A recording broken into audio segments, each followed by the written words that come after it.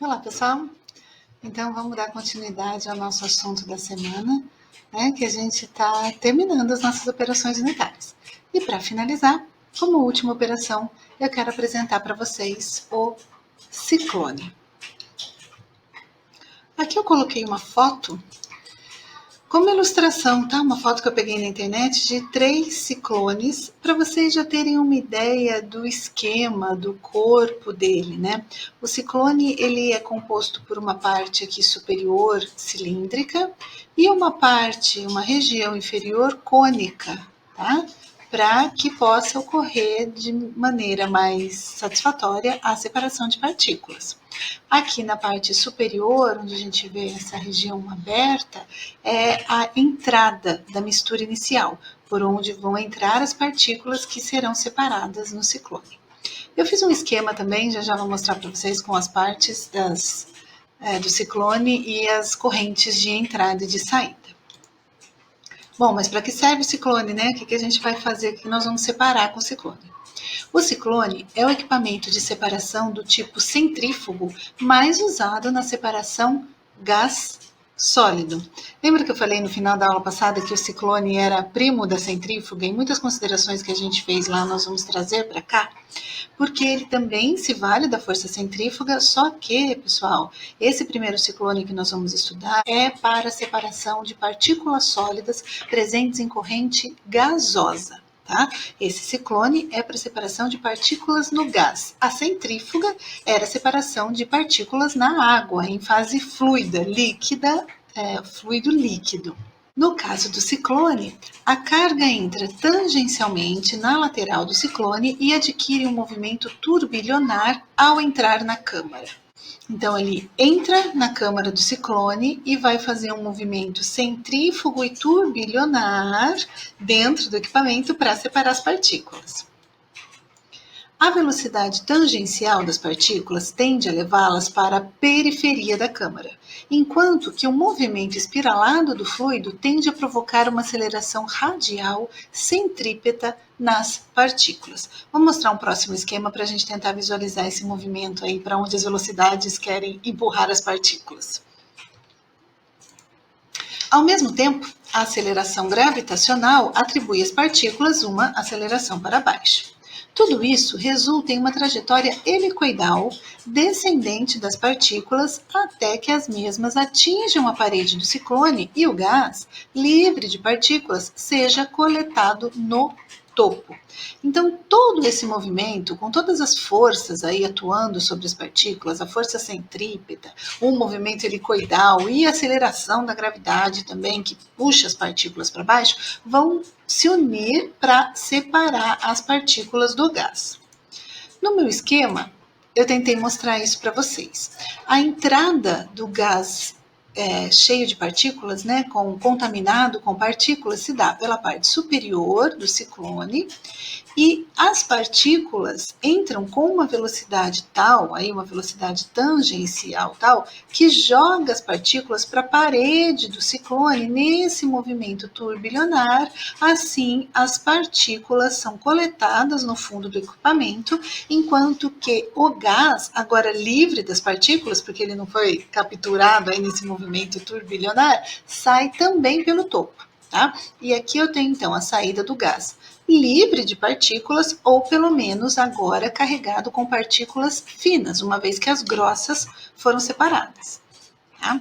Então a gente pode, como em outros equipamentos, ter vários ciclones operando na sequência, em que a saída do primeiro fica sendo a entrada do segundo, e aí a gente pode refinar a limpeza desse gás ou a remoção dessas partículas, ou apenas, às vezes, um ciclone pode atender o nosso problema se as partículas que estiverem presentes na saída agora puderem estar aí, né? É muito comum os ciclones serem usados para tratamento de gases antes do lançamento na atmosfera, e as legislações ambientais vão dizer que até qual tamanho de partícula pode ter naquele gás, ou pelo menos qual é a quantidade de partículas daquele tamanho que eu posso ter naquele gás, ou ainda algumas legislações falam em pelo menos quanto eu preciso remover. Então, considerando quanto eu tinha na entrada, se remover, sei lá, 50% das partículas daquele diâmetro já está bom. né? Então tem várias aí as possibilidades de definir eficiência ou definir se o ciclone é suficiente, 1 ou 2 em série, até atender a condição de saída desse gás para a atmosfera. Do lado de cá, pessoal, eu fiz um outro esquema do ciclone com algumas nomenclaturas que nós vamos usar nos equacionamentos, né? Então, aí na entrada do ciclone, eu tenho duas dimensões, a dimensão A e a dimensão B, desse quadrado ou desse retângulo aí que me representa a entrada da mistura gás-partícula. Lá no topo tem um diâmetro de saída do ciclone, que é o DE, e na base, o diâmetro da base, aqui no fundo do ciclone, que é por onde vão sair as partículas grossas. No meu esquema parece que eles são iguais, mas eles não são necessariamente, tá? Outra dimensão muito importante, pessoal, é esse DC aqui, que é o diâmetro do ciclone. Vejam que ele se refere à região cilíndrica do meu ciclone, que tem sempre o mesmo diâmetro, né? Não a região cônica por onde as partículas vão descer para ser coletadas. Então, tem o diâmetro do ciclone, tem uma altura chamada de S, que é a altura aqui desse tubo por onde o gás vai sair limpo, porque o gás entra, começa a circular aqui até que ele pode sair pelo topo. Tem H minúsculo, que é a altura da parte cilíndrica do ciclone, e o H maiúsculo, que é a altura que contempla a parte cilíndrica e também a região cônica do ciclone. Legal? Façam esse esquema aí no caderno de vocês, pessoal, porque a gente vai precisar dessas nomenclaturas nos equacionamentos. Nas velocidades tangenciais elevadas, a força centrífuga é várias vezes maior que a força da gravidade, e por isso os ciclones efetuam uma separação mais rápida e eficiente comparados à câmara de poeira para partículas de até alguns microns. A câmara de poeira também é um equipamento de separação gás sólido, tá? Mas a eficiência dela pode ser menor, muitas vezes, dependendo do tamanho da partícula, quando comparada ao ciclone, por causa das forças envolvidas.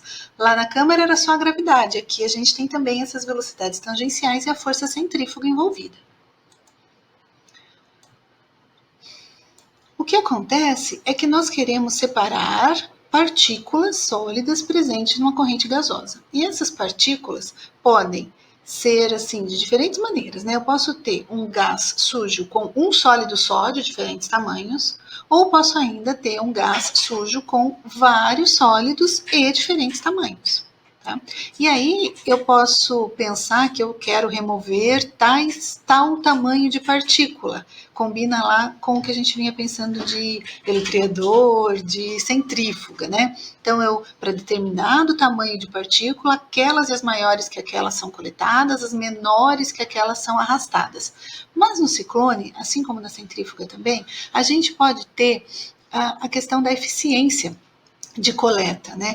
Algumas partículas eu consigo coletar 100%, outros tamanhos de partícula dá para coletar 50%, e assim eu tenho uma eficiência de quanto eu consigo coletar para cada tamanho de partícula, possivelmente. Então, a eficiência da coleta irá depender do tipo de partícula e das dimensões do ciclone. Então, existem algumas restrições aí na hora de dimensionar um ciclone. O tamanho A tem que ser menor do que o tamanho S para evitar a passagem direta das partículas. Vejam lá no esquema, olha só, a abertura A tem que ser menor do que esse tamanho S para evitar que, do jeito que as partículas entrem, elas já saiam direto, sem ter tempo de fazer o seu movimento dentro do equipamento.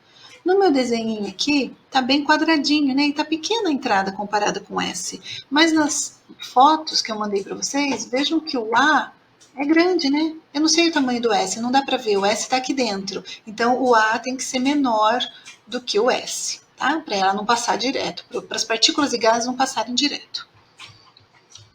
A outra restrição é que esse S tem que ser menor do que a altura H minúsculo, que é a parte cilíndrica do ciclone, para evitar que o vórtex penetre na parte cônica e arraste as partículas depositadas. Então, aqui eu quero que o S seja menor do que H, porque aqui vai acontecer aquele vórtex, e se o S for muito grande, né, esse movimento turbilionar pode revolver as partículas que já estão depositadas e fazer com que elas voltem para a saída novamente. Então, considerando essas restrições, vários pesquisadores estudaram os efeitos das dimensões e da velocidade nos ciclones. E aí, o mais famoso, pessoal, o ciclone mais usado aí é o tal do ciclone LEPO, que foi desenvolvido por um pesquisador, que possivelmente tinha esse nome, que ele sugere as seguintes relações entre as dimensões. Tá? Ele sugere todas essas relações que, de novo, não precisa decorar, as relações dos LEPO está na prova, está no livro, está nos catálogos de vendedores, de fabricantes, tanto as do ciclone LEPO quanto as de outros modelos de ciclone que têm relações aí um pouco diferente dessas. Então, na hora de se construir um ciclone, se o ciclone for do tipo LEPO, tá? Ele tem que ter essas relações, ou seja, H vai ser sempre 4 vezes o diâmetro do ciclone, a altura dele toda é 4 vezes o seu diâmetro. H minúsculo é 2 vezes o seu diâmetro. E assim sucessivamente as relações aí de cada dimensão com o diâmetro do ciclone. Tá? E nos nossos problemas aqui de operação unitária, calcular o diâmetro do ciclone pode ser um deles, né? Pode ser uma incógnita, pode ser o problema. Calcule o diâmetro do ciclone para separar essa partícula. Ou então, eu tenho um ciclone desse diâmetro, que tamanho de partícula que ele pode separar? E com que eficiência? Vamos chegar lá. Sobre as equações, então, né? Para fazer isso. A gente vai falar de diâmetro crítico, ou diâmetro de corte, assim como a gente falou sobre isso lá na centrífuga. Então, o diâmetro crítico na centrífuga era aquele tamanho de partícula que conseguia atingir metade da trajetória entre R1 e R2. Mais que isso, o diâmetro crítico de partícula era aquela partícula que eu coletava com 50% de eficiência. Metade delas eram arrastadas com o fluido e metade delas se sedimentavam na centrífuga. Aqui também, tá? No ciclone, então o diâmetro crítico é aquele que eu consigo remover 50% das partículas que tem aquele diâmetro. E aí nós vamos equacionar o ciclone fazendo de maneira análoga à centrífuga. Então, lá na centrífuga, a espessura que a suspensão tinha para percorrer era a distância entre R1 e R2. Aqui no ciclone, a espessura é a dimensão B da entrada do meu ciclone que me diz. A velocidade do fluido era a velocidade angular. Aqui, a velocidade do gás depende da vazão e da dimensão da entrada, tá? A vazão volumétrica e aqui a dimensão é em metro quadrado para sobrar velocidade. A velocidade de rotação era o ômega, lá da nossa centrífuga. Aqui no ciclone, a gente não fala em velocidade de rotação, mas fala em NE. NE, pessoal, é o número efetivo de voltas. Que voltas? As voltas que a partícula dá dentro do ciclone. Aqui, ó. Deixa eu mostrar no esquema. Aqui, ó. Esse que eu fiz em pontilhado cinza é a trajetória de uma partícula. Então, NE, número efetivo de voltas, é quantas vezes a partícula dá uma volta aqui dentro do ciclone. No meu esquema, eu desenhei aí aleatoriamente, foi 1, 2, 3, 4, 5. Nossa, deu 5. Nem tinha percebido, mas 5 voltas é o número de voltas do ciclone LEPO, é o que ele sugere também, tá? Então, isso que é NE. E por fim, o tempo de residência lá na centrífuga era volume por vazão, e o tempo de residência aqui no ciclone é o volume por vazão, considerando 2π vezes esse número efetivo de voltas. Legal? Assim, então, pessoal, por analogia, fazendo essas considerações da tabela, a equação do diâmetro crítico da centrífuga era essa aqui, está lá na videoaula passada, e aí fazendo as devidas substituições, vocês podem conferir, por favor, a equação do diâmetro crítico da partícula no ciclone tem essa cara aqui, tá legal? Foi feita simplesmente por analogia à equação da centrífuga, tá legal? Então vejam, para calcular o diâmetro crítico da partícula naquele ciclone, que é aquela partícula que eu consigo remover 50%, eu preciso de informações da partícula né, como a sua densidade, e também informações do fluido, do gás, onde essa partícula está, e informações do ciclone, né, número de voltas e também essa abertura B. O, pessoal, é a velocidade, tá? É a velocidade dessa mistura, desse gás, dessa corrente que entra no centrífugo, no ciclone. Sobre eficiência, né, de coleta. Como, em geral, a mistura gás-partícula que entra no ciclone contém partículas de diferentes tamanhos, a gente pode calcular a eficiência de coleta para cada tamanho da partícula. Tem aquelas maiores que eu quero e que consigo coletar 100%, tem o crítico que eu consigo coletar 50%, e tem outros tamanhos de partícula aí que eu coleto 30%, 70%, valores intermediários. E aí, a eficiência individual de coleta relativa à partícula com diâmetro, com tamanho dp, pode ser expressa por correlações empíricas. Então, cada pesquisador faz uma série de ensaios, mede os diâmetros das partículas que ele tem inicialmente, mede a quantidade de partícula que tem no início, que tem na saída, tanto das coletadas quanto na fase gasosa, né, que carrega as mais finas, e os pesquisadores fazem dados empíricos para criar equações, tabelas, gráficos, e o LEPL propôs a seguinte equação que representa eficiência de coleta. E o que essa equação nos mostra? Essa é a equação 10 aí na minha sequência de equações. Que a eficiência, isso aqui é um neta, tá, pessoal? Aquela letra grega, o N da eficiência. Que a eficiência para aquela coleta de partícula, para aquele tamanho de partícula, está relacionado com o diâmetro crítico de partícula, tá? Então, essa eficiência que relaciona dp com dpc pode ser calculada da seguinte maneira: dp sobre dpc ao quadrado dividido por 1 mais dp dpc ao quadrado. Conhecendo o dpc, se eu sei qual é o diâmetro da partícula que o ciclone LEPL remove 50%, eu posso calcular para outro tamanho de partícula. Com que eficiência será coletada uma partícula com tamanho dp tal, maior ou menor do que o dpc? Tá? Essa equação aqui representa este gráfico aqui também, pessoal. E essa tabela aqui também, da onde o gráfico e a equação foram gerados. Tá? Então, no ensaio com dados empíricos, no ciclone LEPL, em laboratório, se teve o seguinte resultado: quando a razão entre o dp e o dpc era 0,2, a eficiência de coleta era de 3,85. E assim sucessivamente, até que, quando a razão entre dp e dpc é de 10, a eficiência de coleta dessa partícula dp, que é 10 vezes maior que dpc, é de 99, quase 100%. Tá? Esse gráfico aqui também nos representa a mesma coisa. No eixo Y, o neta, a eficiência, e no eixo X, a razão entre dp e dcorte, entre dp e dcrítico, entre dp e dpc. Tá? Vejam que, para quando a razão entre dp e dpc é igual a 1, ou seja, o diâmetro que eu estou estudando é o próprio diâmetro de corte, vejam que a eficiência é de 50%. Tá? Então, no slide anterior, a equação. Agora, nesse slide, o gráfico e a tabela representam a mesma coisa. Tá? São equações, gráficos e tabelas de dados empíricos propostas para o ciclone LEPL, que é aquele que tem já bem conhecidas as suas dimensões ou a razão entre as dimensões. Tudo bem? Vejam que essa curva representa como varia a eficiência de coleta de um diâmetro de partícula em relação ao diâmetro crítico.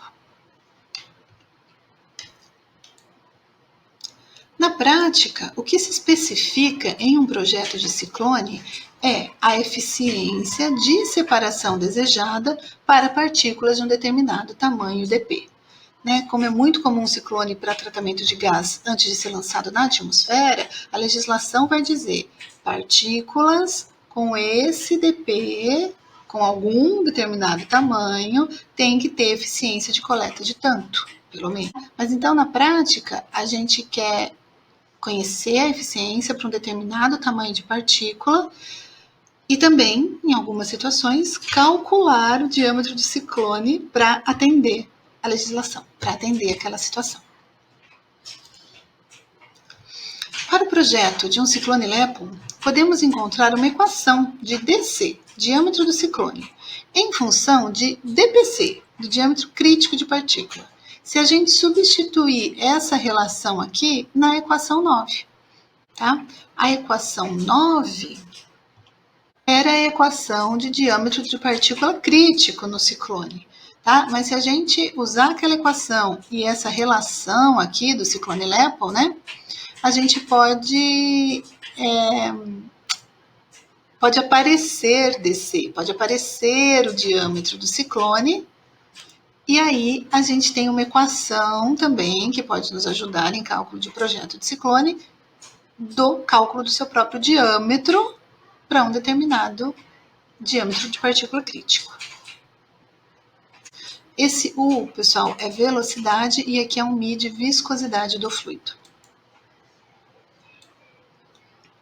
Mas o ciclone também não precisa, não é um equipamento assim exclusivo de ser trabalhado com gás, tá, pessoal? Existem alguns ciclones usados para separar algum tipo de partícula presente em água, e eles são chamados de hidrociclones. Então, eu tenho partículas sólidas, ou às vezes até partículas também líquidas, mas com características tão diferentes do fluido principal, né? Às vezes gotículas de óleo ou gotículas de alguma substância presente na água que eu posso separar com hidrociclone. O princípio de funcionamento é o mesmo. As partículas entram aí com uma velocidade tal, tangencial, que faz esse movimento espiralado e separa da fase líquida. Eles também são chamados de ciclones hidráulicos, ciclones de líquidos, cones de separação e também de separadores centrífugos. Tá? É um processo de separação sólido-líquido e inicialmente foi usado no processamento de minérios. Atualmente é empregado em indústrias químicas, de alimento, têxtil, metalúrgica e petroquímica. Usado na separação de líquido-líquido, quando, por exemplo, eu tenho óleo presente na água, tá? Algumas características físicas dessa substância são tão diferentes que esse óleo fica como partículas, como gotículas na água, e aí consegue-se fazer separação centrífuga. O princípio de separação dos hidrociclones é o mesmo dos ciclones a gás, ou seja, as partículas em suspensão são submetidas à ação das forças centrífuga e gravitacional. Provavelmente só a força gravitacional não ia dar conta de separar partículas suspensas de óleo na água, né? Então, a união com a força centrífuga melhora essa separação. E os hidrociclones podem ser agrupados em famílias otimizadas para determinada tarefa. A característica principal é a relação entre suas medidas geométricas associadas ao diâmetro da parte cilíndrica. E aí, pessoal, aqui nos hidrociclones a gente não tem os ciclones LEPO, com as características propostas por LEPO, mas a gente tem dois grupos importantes de hidrociclones, os que levam esses nomes, o Rietemann e Bradley. E aqui eu finalizo mostrando para vocês uma tabela, tá, com as relações das dimensões do ciclone do primeiro tipo, da primeira família e da segunda família. Devido às suas relações aí de dimensões, né, tem até o Q, pessoal, que é 20 graus, que é a inclinação lá embaixo da parte cônica do ciclone, eles podem ser classificados ou chamados como clarificador ou espessador. Tá? Lembra um pouquinho aí a classificação que nós fizemos nos sedimentadores, que depende, né? O espessador eu estou falando sempre de muita lama ou de uma lama com muita presença de sólido, enquanto no clarificador o meu produto de interesse é o líquido clarificado, livre de sólidos ou com poucos sólidos, porém a parte de coleta de sólido não é tão espessa assim. Tá? Então, essas são algumas relações. De novo, não precisa decorar, vocês sempre vão ter acesso às consultas para usar esses tipos de equipamento. E assim eu encerro. Isso é tudo que eu tinha para apresentar de hidrociclone para vocês. Com essas equações de diâmetro crítico de partícula no ciclone e diâmetro do ciclone, vocês estão prontos para resolver os exercícios de ciclone que eu propus para essa semana, tá? Leiam com atenção, tentem interpretar bem a que cada número, cada informação ali se refere, porque aí vocês vão perceber que vai ser só decidir a melhor equação, na qual apenas uma incógnita está ali para ser calculada, tá? No caso de eficiência, vocês vão precisar usar o gráfico, mas dessa semana eu não vou adiantar com vocês, gostaria que vocês tentassem fazer e que viessem me encontrar na aula ao vivo para a gente conferir resultado, para a gente fazer junto, né? Eu mostrar no gráfico se ficar alguma dúvida sobre ciclone. Pessoal, obrigada e por aqui eu encerro. Espero vocês então na nossa próxima aula, ao vivo. Até breve.